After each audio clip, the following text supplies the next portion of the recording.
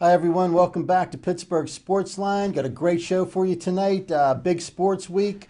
We'll probably talk about the Steelers, Penguins, and, well, the oncome of college basketball. But like every week, we're going to start out with our segment, What's on Your Mind? With us tonight, we've got Chip Hayner, Smoking Jim Frazier, and at the far end, Al Levine, the talking machine. Al, what's on your mind? Well, you mentioned a key word. It's called Steelers. And what's on my mind is the schizophrenic Steeler fans. We have a bad game, and all of a sudden the Steelers, they're never going to win again. You got to get rid of Bruce Arians, Tomlin, LeBeau's too old. Then we win a game, we're going to the Super Bowl again. Well, I'm still holding steady that I think we'll have an 11-5 record. They played a nice game, but again, they get the lead, and then they start getting a little lax, and the other team comes on and starts to play a little better. And LeBeau worked his magic again, like we all predicted, with a rookie quarterback. And the players produced, and we even had Gay do a couple good things. And then it's like Timmons is listening to our show, and he hasn't done too much. And look what happened. He fell down and caught an interception. So I know that'll fire up my boy Smoking Jim here. But that's what's on my mind. The Steelers will make it to the playoffs, and it looks like they're going to have a nice record finishing out the season here with maybe a couple tough teams. One is San Francisco that is really surprising everybody, and their defense is playing a hell of a game each time. So we'll see what happens, and that's what's on my mind. All right, Jim, what do you got this week? Well, thanks, Magic Mike. I know this won't be very popular, but I got to be very honest. After listening to the Jerry Sandusky interview last night with Bob Costas, Jerry Sandusky said he's innocent. He didn't do what he's alleged to have done, and I believe him. And I think that in this country, you are innocent until proven guilty. And if Jerry Sandusky said that he's innocent, I believe him. And we'll wait for due process to take its course. Moving on, last week I gave you a stone cold lead pipe lock. I said Gateway High School would blow out previously undefeated Penn Trafford, and they did by 30 points.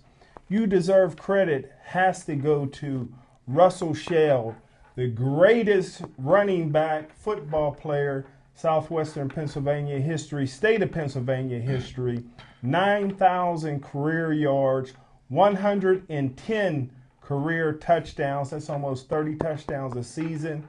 Broke Billy Sims, one of the greatest running backs of all time, national record of 39 consecutive 100-yard or more games. So he hasn't been held to under 100 yards since early in his freshman season. And so we got to give it up to Russell Shell. Hines Ward of the Pittsburgh Steelers. Is it time for the Steelers to cut Hines Ward? He's the low man on the totem pole as far as wide receivers go. He makes $4 million a year. Maybe if you cut him right now, he lands with another team. And I, for one, would love to see Hines Ward catch 1,000 passes in a Seattle Seahawks uniform. And finally, before the season, I predicted that the Pittsburgh Steelers would go 12-4 this season because they have the easiest schedule in the history of the National Football League for a team who was represented in the Super Bowl the previous year. I said that the Pittsburgh Steelers were winning because of Bill Cowher players, and right now the Steelers are in because of the chin. Well, Chip, what do you got for us this week? Well, I'd like to go back and visit a couple of the games, NFL games from this past weekend, and particularly watching the Lions play the Bears. A couple of years ago, the Lions were the laughingstock of the NFL. They lost 16 games, and they've tasted a little bit of success this year, and they don't seem to be able to handle it well. The behavior on the field is boorish at best. And, somebody needs to teach these gentlemen how to act like professionals and to be something that people can be proud of. And the one last thought I have is I'd just like to give a little shout out to my Cleveland Browns. No, nobody else I know can miss a 22-yard field goal with the game on the line, but the Cleveland Browns, and they held true to form. And that's what's on my mind. All right. Well, I got to tell you, yesterday I was down in the Strip District, and I ran into a guy who had a T-shirt that said, "If you ain't a Steelers fan, you ain't, well, crap." So I asked him, does that mean if you are a Steelers fan, you are crap? And he didn't like that very much. And I started to think, why is it that the Steelers are the most popular team in the city? Because yesterday, the Pittsburgh Penguins, both their players and their coaching staff, went throughout the Hill District visiting homes and delivering turkeys and vegetables so that those people will have a Thanksgiving dinner. On cold, rainy days like tonight, the Penguins players, not the healthy scratch and not the just came up from Wilkes-Barre players, but their star players go out to the lines and deliver pizza and hot chocolate to the people standing in line. Wow. And during the playoffs, they'll put a huge big screen TV in the parking lot so people that couldn't get a ticket can still come down and see the game. To me, I think Mario Lemieux and the Pittsburgh Penguins organization are not only the class of the Pittsburgh sports scene, but the class of the entire world sports scene.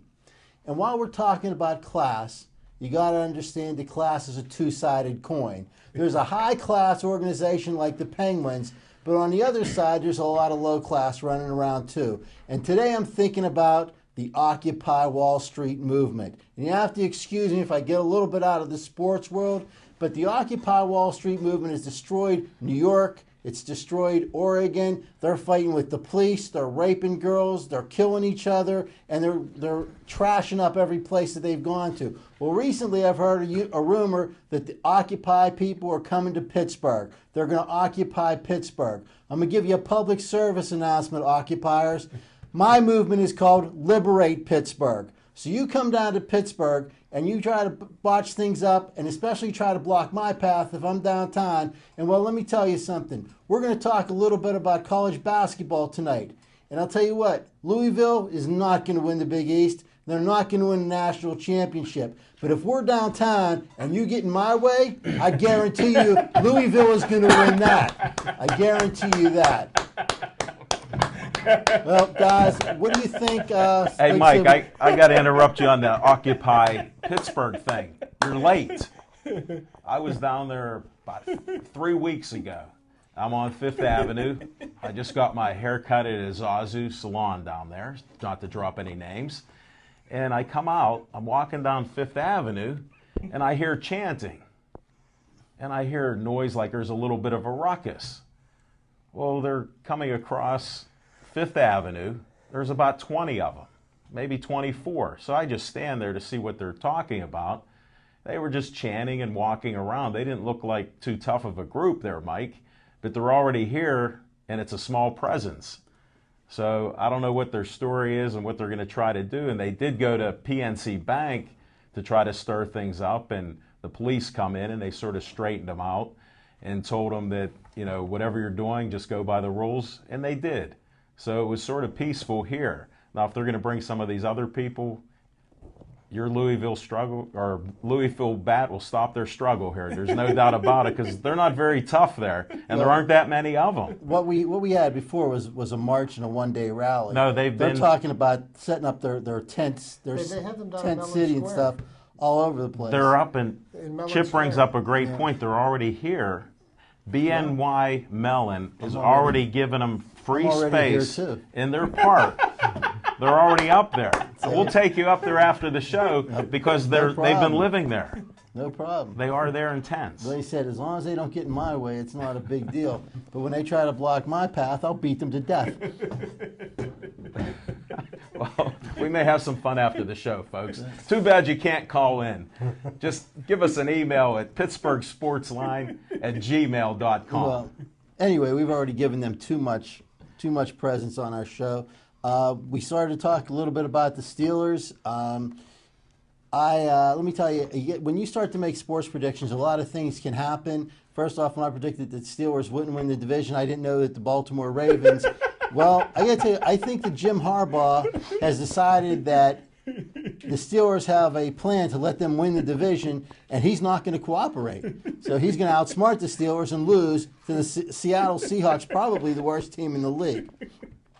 Also predicted that the Houston Texans would go to the Super Bowl before I knew that Matt Schaub was going to be injured and miss the rest of the year. Wow. They still have a great pair of running backs, and they have a great defense, so it's still a possibility, but Matt Schaub made all the difference, I believe. Right now, the AFC is a jumble. It could, well, not anybody. There are certain teams I don't think have a chance, of course, but a lot of teams have a possibility of advancing into the playoffs and going all the way.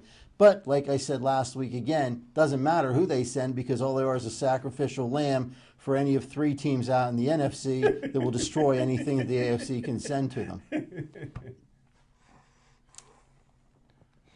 And I definitely agree with that. Houston was really playing with a lot of pride. They played a way that I believe that you win football games with a great defense and a powerful running game. And Matt Schaub was definitely an outstanding quarterback who was in that same class with Ben Roethlisberger, Eli Manning, and Phillip Rivers.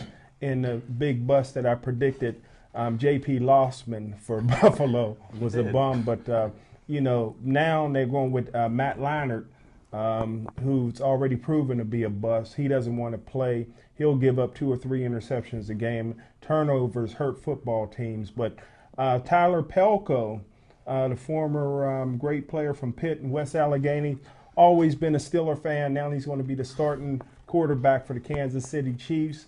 And I'm sure he'll help the Steelers when they play them their next game. Those are some nice observations, Jim. And I like some of your predictions. I agree with you. I wanted to touch on that Gateway prediction that you had a lock because we had some controversy on whether your locks were any good. And your lock come in very strong there. Thank you, sir. And when the predictions are working, it's a lot easier to smile. I understand that. But I'm not afraid to make predictions, and if they don't turn out, what are you going to do? I mean, look at Kansas City now. They were one of the top teams in one of the weakest divisions. And now, they have Tyler Pelko there, and that's a tough thing. He's a great athlete, but as a quarterback, he has a long way to go. And with Matt Leinart, there goes their season there. That's a shame. There's no doubt about that. I don't think anybody can win with Matt Leinart starting as a quarterback. I don't know how USC managed to accomplish anything with him as their quarterback either. But as a professional, he's been horrendous, and I think Houston's benefited from the fact that there is no Indianapolis Colts this year.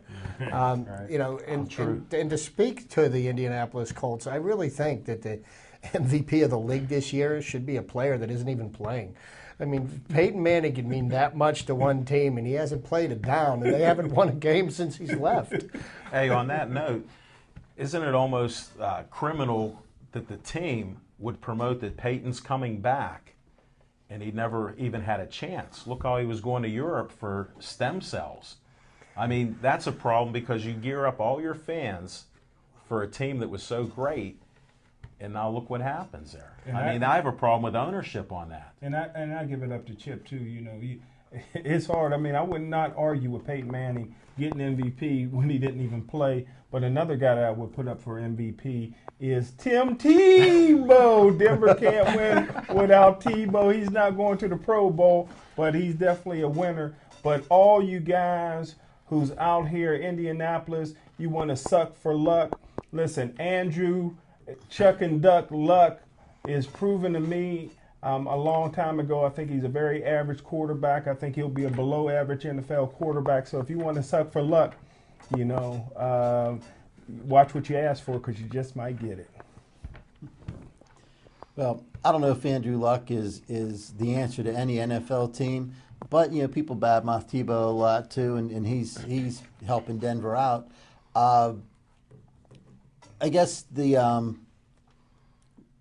say I think that in the NFC, I think you have the superior football teams here. Green Bay obviously is the best team in the league. Best team in the league doesn't always win, but Green Bay is definitely the best team in the league this year. San Francisco 49ers have come out of nowhere. They're very impressive. The job that John Harbaugh is doing out there is Jim Harbaugh is doing out there is amazing. He's definitely actually Jim Frazier said a couple weeks ago that he would be the coach of the year. I have to agree with that. He has to be the coach of the year. Nobody's done a job like he's done. And the New Orleans Saints, again, I think are probably better than anything in the AFC. And Dallas is starting to come on pretty strong. I don't know if Tony Romo's a great quarterback or an anomaly or whatever, but every once in a while he has a pretty good game like he did this past week. I think the NFC is stacked this year.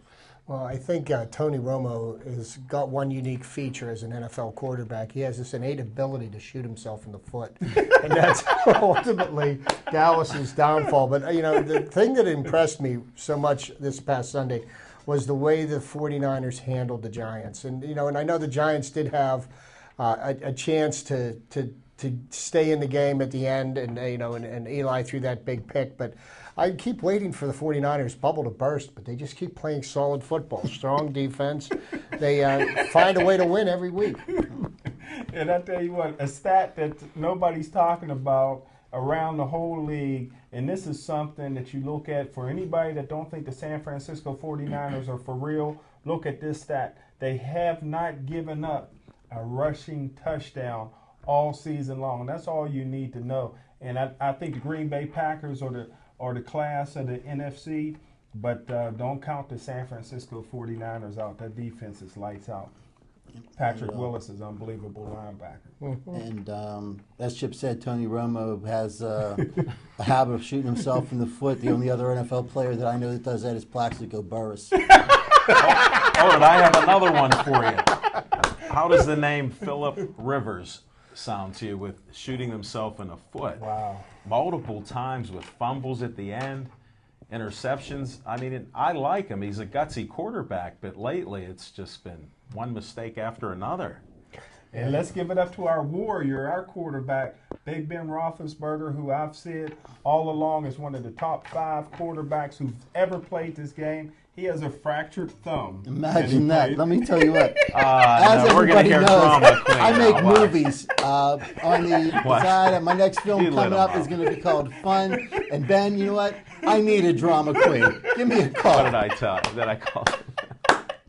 Oh my God, my thumb's broke. I bet it won't be broke in 2 weeks. He said he could play right now if he had to. You know why? Because there's nothing wrong with him.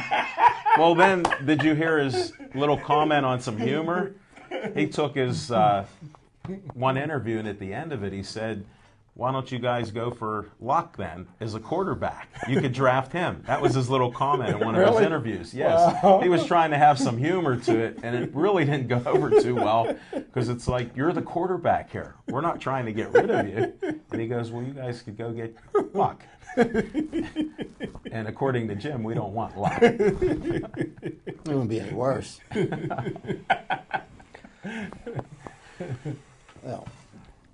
Tonight's a big night in college basketball because Mike Krzyzewski, if he wins tonight, will pass Bobby Knight for the most wins by a college basketball coach. Krzyzewski's a very good coach, right up there with John Wooden and Bobby Knight. Personally, if I had a kid that could play basketball, I would want Bobby Knight to be the coach. But Mike Krzyzewski, a lot of success. Hope him well tonight. They're playing Michigan State, who is a slow team. And doesn't shoot very well. They played in the first game on the aircraft carrier against North Carolina and didn't fare very well against them. I don't think that they'll fare very well again tonight. So congratulations to Mike Krzyzewski. While I'm on Mike Krzyzewski, who is in the ACC, I'd like to talk a little bit about the Pitt basketball team going to the ACC. In football, the merger with the movement from Pitt and Syracuse to the ACC doesn't really mean that much. Neither Pitt nor Syracuse is a good football program. They're not going to be a good football program anytime soon.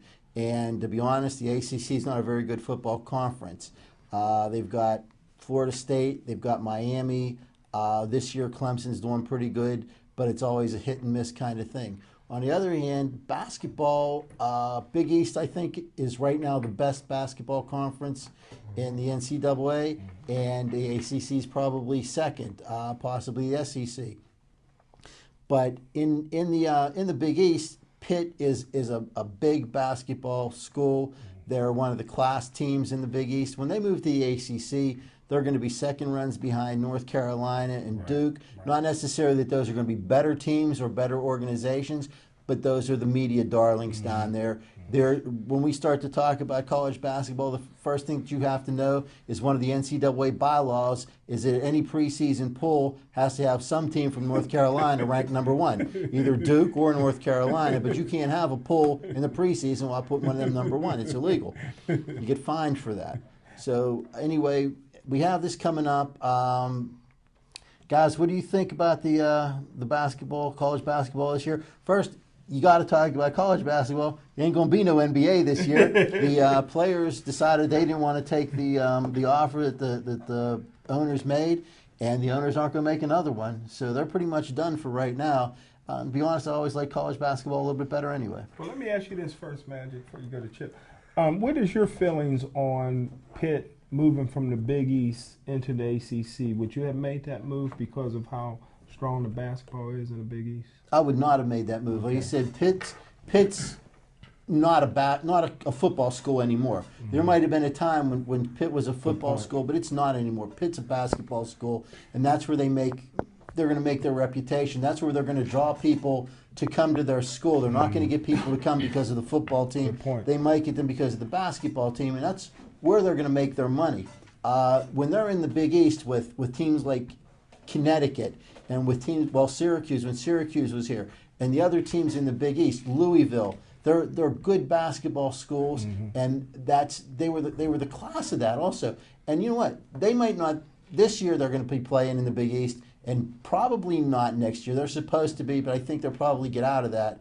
But you know what? They're going to miss playing in Madison Square Garden. Madison Square Garden is a great location to play. The Big East tournament every year is a big deal. I think that's going to hurt Pitt to not be there. Well, I think where it's going to hurt them is in the recruiting because, Jamie Dixon had very strong connections to New York, the inner city programs there, and the ability to be able to say, hey, look, we can get you, national exposure in Madison Square Garden, which is, the mecca of arenas, But, I mean, the Big East is a very strong basketball conference, but, in college sports, as much as I hate to say this, football is the one that brings the most revenue into the universities. And as far as the Big East in football, it's laughable.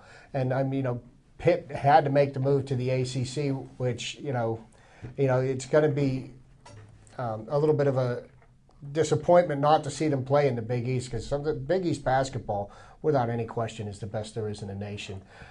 It's not too surprising that the national champion came out of the Big East last year, and it's the ACC isn't going to be too far of a step down, but it is going to be a step down from where they play. And that's a good point, Chip. I never heard nobody say that, but you're right. Pitt is really dominant in the recruiting in New York, and when you can tell a recruit that he can play a lot of his games at home, Madison Square Garden, Syracuse, St. John's, Rutgers, and these kids want to be able to play in front of their family and friends, and you're right. They ain't going to be able to do that in Tobacco Road. Well, I've been watching Pitt a lot of years here, and it is a disgrace that they're leaving the Big East. I think they should have just stayed. Football's in a turmoil right now the way it is. Coach Graham, in an interview, said that this is so I just happened to catch this interview, and he goes, we had a change. They asked him if he changed his offense, and we've talked about it on the show how many times. He goes, yes, I've changed the offense. We're going a little too fast, is what his quote was. And I watched the clock, and they're not playing quicker than 25, 30 seconds. So, I mean, his thought process had to change. So he did say he did change, but there were excuses. So I'll get off the Pitt football subject right now. And the basketball, they do have some nice ball players, and when they do go to the ACC, that is going to be a little step down for them when you have 8, 9 teams going to the NCAA tournament. I mean, imagine that. 9 teams out of your own conference. I mean, whether you don't like Jamie Dixon or how it happened or who their players are, that's still an accomplishment. They've got 6 in the preseason top 20. Right. The Big East does. I know. That's why I said it's a disgrace. Yeah. Wow. That's strong, and nobody's really played a game yet, and that just speaks to the strength of the competition there. Well, I think that again, like you just said, the Big East has 4 teams in the top 10. Always, it's North Carolina or Duke number 1. This year, though, my pick way ahead of time for national champion is going to be University of Kentucky. I think they're going to have the Player of the Year with Jones. I think that he's going to be their leader, lead them through all this. And the only other team that I think, the team that I'd like to see them play, either in a national championship game or somewhere in the tournament, is Connecticut. I think that would be the game of the year, Connecticut against Kentucky. I think they're 2 great programs. I think that Calhoun is a great basketball coach. Calipari's not too bad either. But those are the 2 teams that I think have a chance to win everything.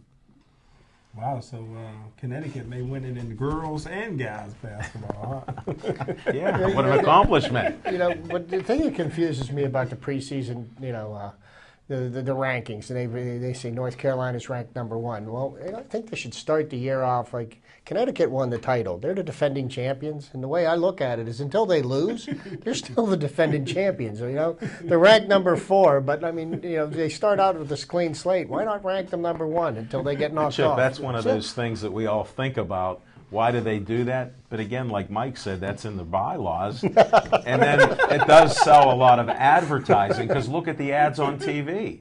I watch that type of stuff, and you see that all the time. It's all about advertising, promoting their campuses, bringing money into their system, and that's why you have that. After 2 or 3 weeks of these weaker teams, they're all undefeated. Maybe even after 15, 17 games. Don't they play that type of routine every year? It's usually the first 10. Everyone starts Right, out the year 10-0, and then they go from there. Well, Pitt got to watch out. They got to play the city game. Yes, they do. That brings up a great point. One of my dad had passed this year, and one of his favorite coaches is McConnell out in Chartiers Valley. And his son, he remembers watching little TJ when he was an undersized kid and everything else. And now he's at the height of 6'1". He was Rookie of the Year in the ACC. So, I mean, there's a team that could be an up-and-coming team, and they play some nice team ball. And just keep an eye out for Duquesne this year. Maybe they'll go back to their old glory days. And nobody could shoot the 3 like McConnell in high school. Another local team that could do pretty well and now and then makes the tournament is Robert Morris, and we are going to have Marty Galosi from Robert Morris on as a guest next week. Make sure you don't miss that. He'll give you a lot of insight on the basketball, football programs, and on the Frozen Four that they're bringing to Pittsburgh, the Final Four of the NCAA hockey tournament.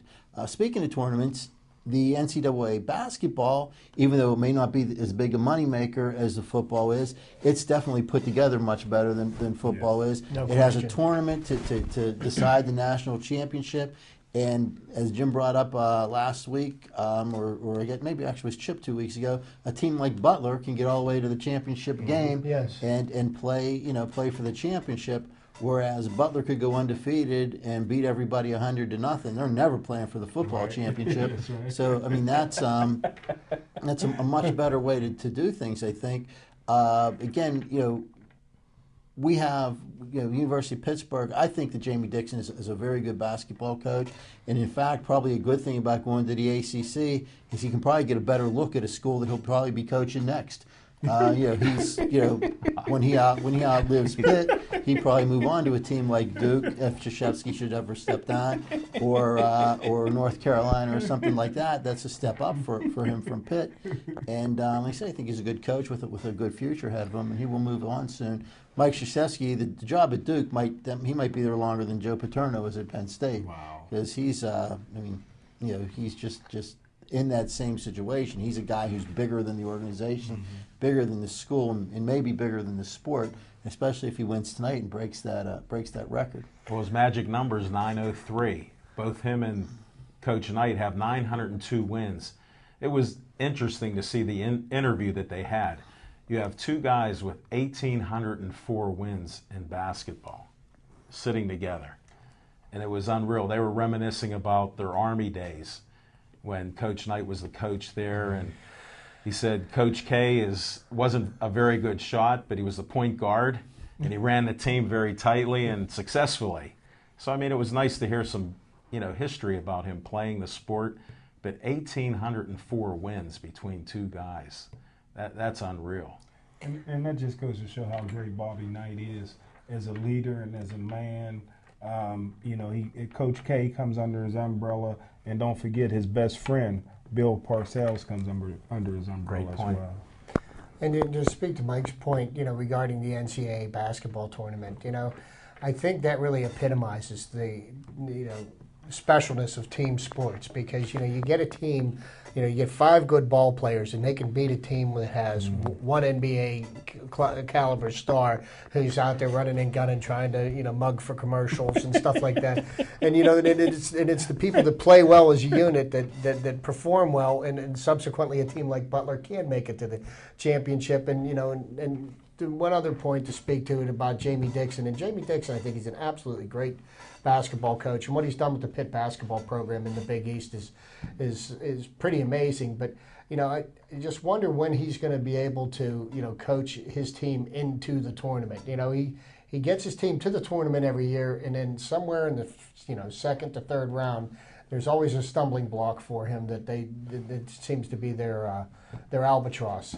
I'd like to see him be able to get his team into the Final Four, because I think that's the only thing really that's missing from his resume right now. Let's not go overboard with Jamie Dixon. Jamie Dixon is a Sweet 16 coach. They got Sweet 16 banners everywhere. Pitt has only got to the Elite Eight one time, and that's because they had a City League superstar, DeJuan Blair, playing for him. He inherited a great team that was founded by Ben Howland. Ben Howland still has his prints all over this team. The assistant coaches, the recruiting up in New York, that was all started with Ben Howland. Jamie Dixon is what he is. He's a Sweet 16 coach and nothing more, and should be criticized for that.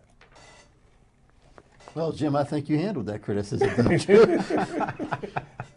And we'll still root for him to maybe get that Elite Eight this year. Maybe with some of these young players and another McDonald's All-American that they have on the team, maybe they can coax some extra points and get to that next round, Jim. But I tell you who was a great coach, the late Maggie Dixon. His sister was a phenomenal coach.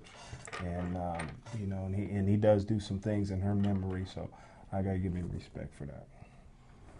Yeah, she was a good coach. Coached the Army team. Again, the tournament's coming up, so guys, well, it's not coming up, but it'll be coming soon. Who do you think? Who do you like this year? It's too early for me to make a decision. I got to wait to see at least halfway what's going on, Mike. I got to do some studying on these teams. Well, yeah, but that's another show. Well, the one thing you can say, and you guys hit on it real good tonight, is that Pitt finally has a lot of scores this year. It should be a very exciting year for Pitt, because the one thing that they always lacked was, enough scores in big game situations. So they have that this year. I'm kind of boycotting Pitt for a few reasons. One, I don't like the Peterson Event Center. I think it looks like the warehouse. I thought I was in Walmart or Sam's Club a few times. Nothing like the Console Energy Center, which I love. But also, Pitt has 4 jerseys that they hang from the Raptors. Charles Smith is one of them, but one is Brandon Knight. Why is Brandon Knight's jersey one of 4 in Pitt history hanging from the rafters? That's crazy to me. Well, who do you have to choose from? There wasn't, how many good players were there before him that should be up there instead? Well, Clive Vaughn, Blair. There's been a list of great players in the history of Pitt, and for Brandon Knight's jersey to be hanging there is just crazy. Well, I wouldn't rule out Juwan Blair's jersey yet, especially since he's probably back in town, because San Antonio is not playing anytime soon. So he's probably still around, might be at a few games. They may hang his jersey up there. Since we're on that NBA thing, didn't we talk about that a couple weeks ago? You guys keep going to the NBA and tweaking that. Smoking Jim asked me a question on there. I said it was only a 40% chance I thought that they would end the whole season. But these $100 million ball players, they went crazy with these offers. That's what happened. It Give me took them out. Jerome Lane's jersey. I guess you got to get your degree from Pitt before they'll hang your jersey. You might have said there's a 40% chance, but if you re-roll the show, I told you outright they weren't playing this year. Yeah, he did. But, nobody seems to be outraged that there's the possibility of losing the NBA season. I know Pittsburgh has never been an NBA town, but, I mean, if they don't play this year, what are we going to miss? I mean, college basketball is much more entertaining to watch. You actually, can watch some good basketball being played instead of a tennis shoe commercial. Well, I mean, you know what? It's true that there's not an NBA team here, so we might not miss it that much. But it wasn't so long ago that the NHL missed an entire season, and you know what? I think that missed season fixed the NHL.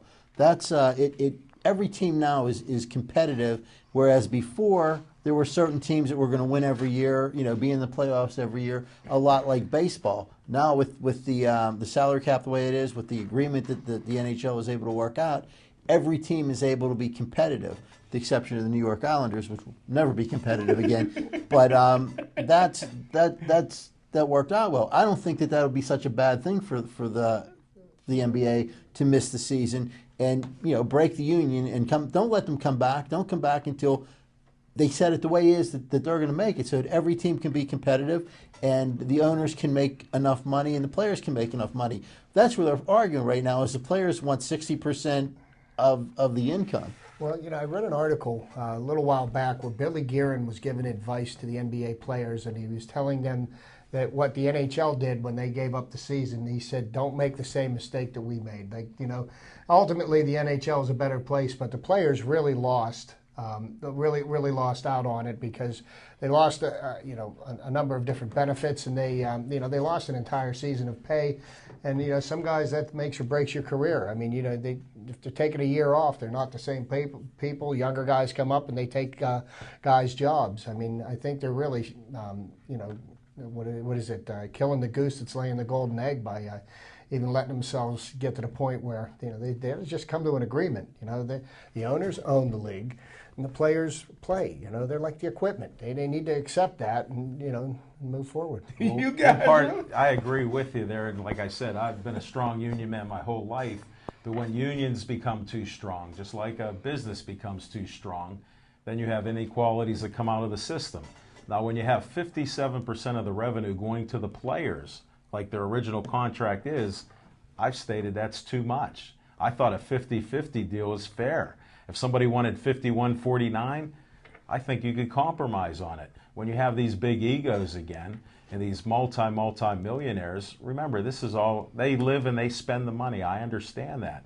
But they're in a whole nother league of their own, actually, with money. And that's the problem. It's a different league because they have the money and these other guys don't. They are going to kill the golden goose. Well, I got to strongly disagree with that. For one, the players don't want 57%. That's what they already were getting, 57%, which the owners was giving it to them. And you guys cannot think that these owners in the NBA aren't filthy wealthy. Listen, when the Dream Team played basketball in the Olympics, the basketball opened up outside of the United States. Basketball's all over the world now. They're selling NBA jerseys all over the world. That's why we're getting a lot of European and players and great players from all over the world. The owners are making money hand over foot, and they don't want to share it with the players. I think the worst commissioner in all of sports is the commissioner of basketball. David Stern. I think what he's doing is very wrong, and I think that he's playing hardball,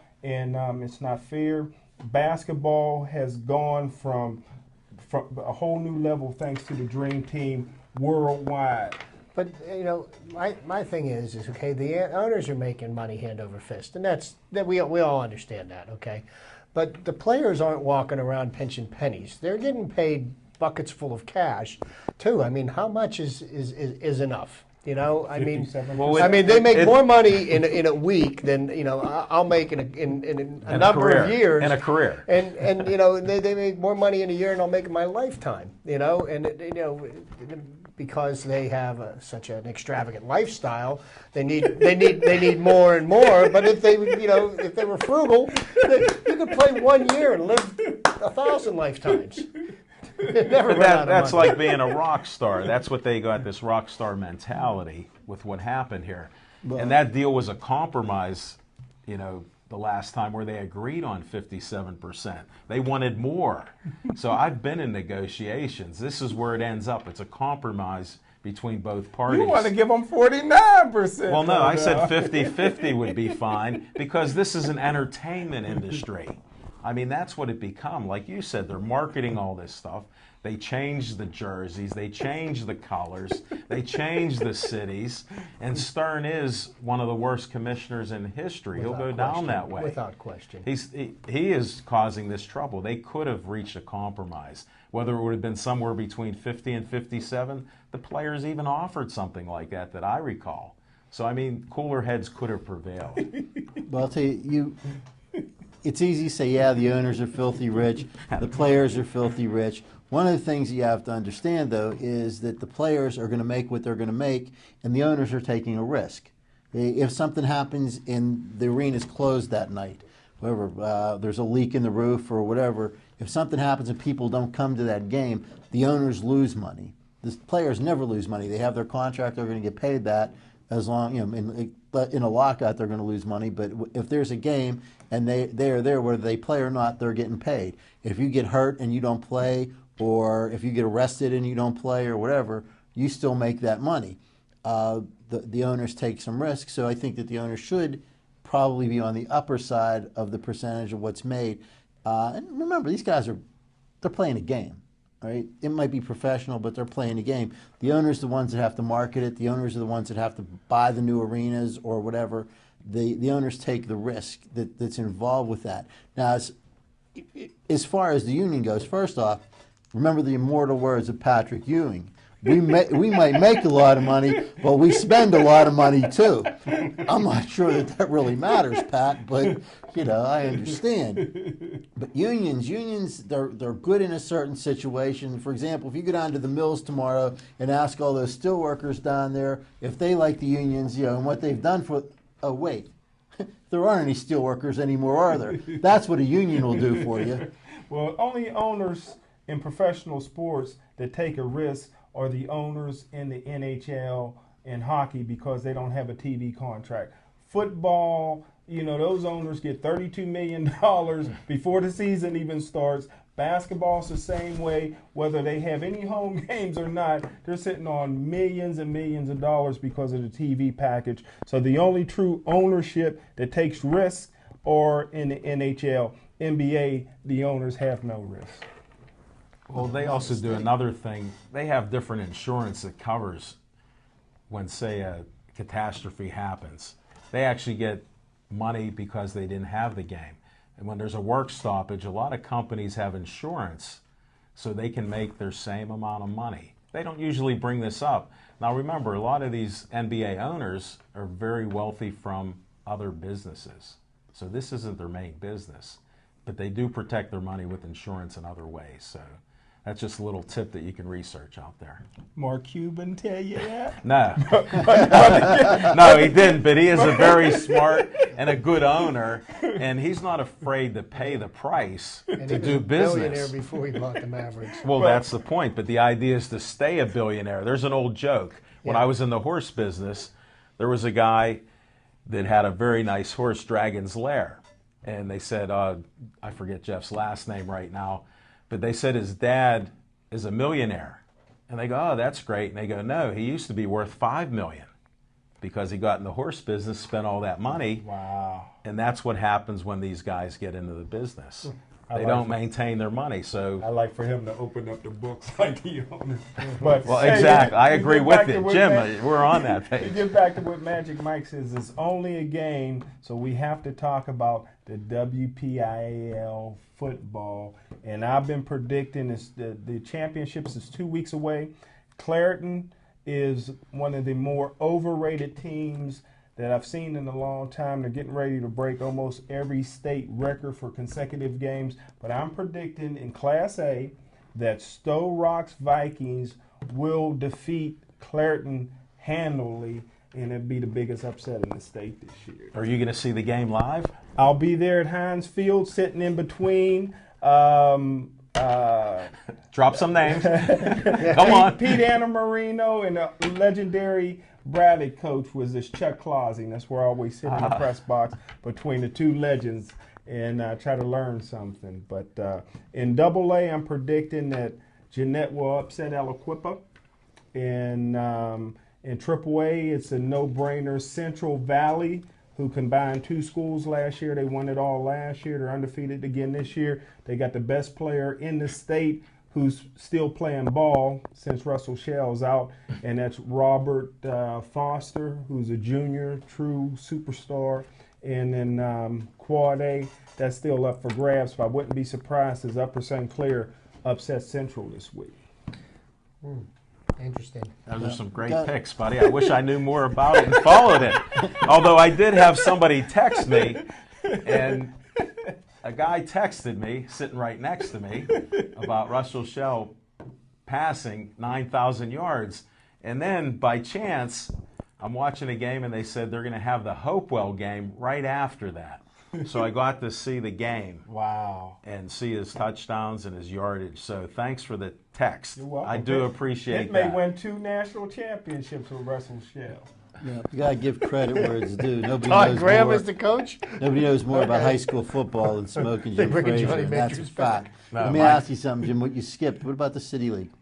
Well, the City League, I'm doing a game for TV on Saturday, and the City League's a little different this year. Alderdice is playing, and they're playing United Prep Obama, whatever the new name of that new school is. But they have the top player in the state, linebacker, Jalen Coleman, who's also a great running back, that spent 2 months at Gateway before his address got. Did he get recruited? We couldn't get him an address. He played there until somebody asked him, where do you live? He answered the wrong question. I'm glad we covered these subjects over the last few weeks. I think United Prep will win the City League in their inaugural season this year. They'll beat Alderdice, and Alderdice has a great player who's being recruited by Pitt, and his sister works with you, Magic Mike. Janae Barlow, her brother Jay Barlow, is being recruited by a lot of schools, including Pitt. That's a great insight that you have there. When are you going to be? What station is this on so we can listen to you? Yeah, I'd like to hear you live. I won't name the station, but we will be there Saturday, 1 o'clock. They used to play the City League championship games at Heinz Field. We used to do it with the cable station, but for some reason Heinz Field can get every game in the WPIL, every college game in, but for some reason it just can't. They couldn't fit the city. Them teams got to come too far, 2 or 3 blocks. They can't seem to accommodate it, even on a Thursday or Friday. And where is this game going to be then? So this game will be at South Stadium. And Every once George in a while. Couples, Yeah, George Couples Stadium. that's it. My dad was friends with him. Oh, get out! Yeah. Wow. He used to call my house, and I answered the phone Wow. because he'd say, "Can you get your dad?" And I'd go, "For what?" It was for the championship games with Fifth and Shenley. Oh my goodness! They said them was some legendary games. And I was at a couple of them. What? We'll save that for another show. What? Was Definitely. you handing out turkeys in the heel like the Penguins? I wasn't handing out turkeys, but it's an interesting story. Maybe I'll tell you that off air, but it's a classic Yeah, story. Jim, every once in a while, there's a little bit of extracurricular activity after the City League championship game, and maybe Heinz Field doesn't feel like they have the room to accommodate that.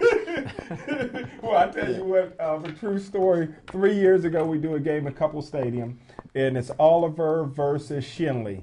And it went into overtime, and Oliver lost a heartbreaking game. They never should have lost. Shenley won, and believe me, the K9 Dogs was out. I can tell my story. I'll tell my story since you're leading into it. This This is a classic story. You were there, right, man? Yes, I was. My dad would have these City League championship games, and it's about 1968. Okay, and there was something called riots and things going on at that time. Dr. Martin Luther King. Right, exactly. And what they did is it was an afternoon game. You know more about black people than black folk. I was born at 105 Pride Street in the Hill District. All right. And my story is, I'll set it up and we'll try to finish this before the show's over. That my dad got the call from George Couples, which that's where the tie-in is here, and he had the championship game. We're there. I'm the only white kid there at the game. And they had limited amount of fans there because of all the fights and riots at the time. Wow. But this was 5th and Shenley. Wow. So it's a nip and tuck game the whole time. I don't remember who won the game because my dad, who I love dearly, goes to me, goes, Alan, not everybody loves the zebra shirt like I have. He pulls his zebra shirt off and he goes, he has a t-shirt on. He goes, we're going to have to run underneath the stands to get out of here. And I'm like 11 or 12 years old, and I go, Dad, what do you mean by that? He goes, just follow me. And his other friend, the referee, goes, yeah, come on. We run underneath the stands, and I happen to look outside the windows, and there's people beating up cars, riding, police are out there, and it was what an experience. And we got out of there safe, because I'm here today, but it was a great experience, and I did see many City League games under a little better circumstance, of course, and we saw some great players, and we hope to get a guest named B.B. Flannery, so if he watches this on YouTube, he might be able to tell us some stories about my dad in those days, too. Wow. So that'd be a nice show to have. That was what year? 68? Jim and I hooked up, I don't know, a few years ago. There's two things I can tell you about the City League. I really never saw a City League game until I started working with Jim. First, every game's like that. Every game is like that. And the other thing is, I have never, in whatever, 6, 7 years of doing this, going to the City League, I've never seen a City League team try to kick a field goal or an extra point, ever. I've never, ever seen anything like that. And the game that you were talking about, was Oliver would have won that game if they had a field goal kicker. That's true. And you know that it's rough treading in the City League when all the games are played at a neutral site. All the games are played at a couple of stadiums. There's no games at the home site. So, but I'll tell you also, since we did cover a lot of City League, we saw a lot of really good athletes. There were a lot of kids that have played in the City League that would probably have been a lot better if they had played in the WPIL. And actually, the only reason for that is that the City League schools don't have the facilities that the WPIL schools have. A lot of these kids, and not only that, but they don't get the coverage. So kids that were very good football players never got the coverage. People never saw them play, so they didn't get the opportunities to go to Pitt or some of the other schools. And it's a shame because, I mean, especially Pitt should be down there taking a look at these kids. There are a lot of very good athletes there. And it's great that kids like Jawan Blair, every once in a while another kid now and then will come out of there, but it doesn't happen very often. And they usually end up going to like junior colleges or such, and then you just never hear from them again. But we've seen a lot of really good athletes that should have gotten a better opportunity. I agree. There's no doubt about it. And it's a shame because of all the tax dollars and all the things that go into the schools. I mean, that's what the amazing thing is, why they don't promote this and help those kids out. They deserve all the same things that the kids out in the suburbs do. But they are treated second class. I've always noticed that for years, just with my experience in the basketball end. And I have seen a couple football games, and it's just a shame. There are great athletes there. And now I guess all our tax dollars will go to the civil suits at Penn State. Yeah, that's going to be, that's probably going to get pretty expensive. I don't know if we have enough time to go over all of that, Jim. You saved that bombshell at the end. No, it's just a shame that those things happen, and we'll have to see as this story uncovers, with more details and everything else, because it's all he said, she said type of stuff right now, and some of the grand jury reports are so graphic and unbelievable. I've seen some of them, and it's just a terrible thing to have happen to a university that prided itself on doing the right thing. And as the show's winding down a little bit, should we make a prediction on how far the Steelers are going, or maybe what the record will be? Maybe adjust our records a little bit. I'm going to stick with my 11-5, and I still see them playing Green Bay like last year in one of the few rematches in football for a Super Bowl. So I think they'll both be there. I think the Steelers have as good a chance as anybody does in the AFC. I still have a feeling that the Steelers are going to win the AFC North. And 11-5 doesn't sound too far out of the realm of possibility. Yeah, I said before the season 12-4. I'm sticking with that. They got Cleveland Browns twice, Cincinnati Bengals once, Kansas City Chiefs. And the only game they'll probably be an underdog is San Francisco 49ers. So Pittsburgh 12-4. And Super Bowl too? well, I What do know you that think? I know that Aaron Rodgers and Jordy Nelson can't wait to see William Gay again.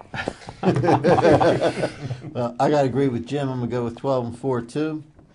And I think Hey, that Jinx. they have no opportunity to get to the Super Bowl. I don't think they have a chance of getting through the playoffs. But, that's just me. I'm not a big Steeler fan. Everybody knows that. Who do you think trips them up in the AFC? I think Houston can still beat them. I don't think that they can beat. Not anymore. Obviously they can't beat Baltimore. Baltimore owns them. They can't beat anybody else, but they can beat the Steelers. When a game counts, they can beat. And I don't think there's any way they can beat New England again. And I don't think they want to play the Jets. again. So, I mean, any team with a good passing game can beat them. So that and they haven't been able to stop the run all that greatly either. I still think Houston can get all the way to the Super Bowl. I don't know. Nobody can win it from the With AFC. Matt Leinart as a quarterback? Yeah, they still got a great running game, and they got a very, very good defense. Well, don't forget now. Don't count him out. He's only a phone call away. Brett Favre would love to come to Houston. He might be officially done.